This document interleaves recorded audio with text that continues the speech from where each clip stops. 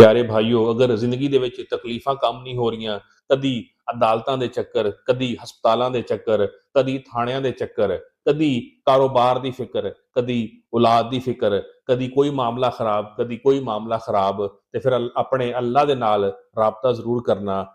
ਅਕੇਲੇ ਬੈਠ ਕੇ ਜ਼ਰੂਰ ਸੋਚਣਾ ਕਿ ਕਦੀ ਕਿਸੇ ਨਾਲ ਜ਼ਿਆਦਤੀ ਤੇ ਨਹੀਂ ਕੀਤੀ, ਕਦੀ ਕਿਸੇ ਨੂੰ ਨਾਹਕ ਤੰਗ ਤੇ ਨਹੀਂ ਕੀਤਾ, ਕਦੀ ਜ਼ਿੰਦਗੀ ਦੇ ਵਿੱਚ ਕਿਸੇ ਦੇ ਮਾਮਲਾਤ ਖਰਾਬ ਤਾਂ ਨਹੀਂ ਕੀਤੇ, ਕਦੀ ਕਿਸੇ ਤੇ ਜ਼ੁਲਮ ਤਾਂ ਨਹੀਂ ਕੀਤਾ, ਕਿਸੇ ਦਾ ਨਾਹਕ ਮਾਲ ਤਾਂ ਨਹੀਂ ਖਾਦਾ। ਅਗਰ ਕੋਈ ਇਸ ਤਰ੍ਹਾਂ ਦਾ ਕੰਮ ਕੀਤਾ ਹੈ, ਉਸ ਕੋਲੋਂ ਮਾਫੀ ਮੰਗ ਲਓ। ਅਗਰ ਕਿਸੇ ਦਾ ਕੋਈ ਨੁਕਸਾਨ ਕੀਤਾ ਹੈ, ਉਸ ਨੁਕਸਾਨ ਦਾ ਅਜ਼ਾਲਾ ਕਰ ਦਿਓ।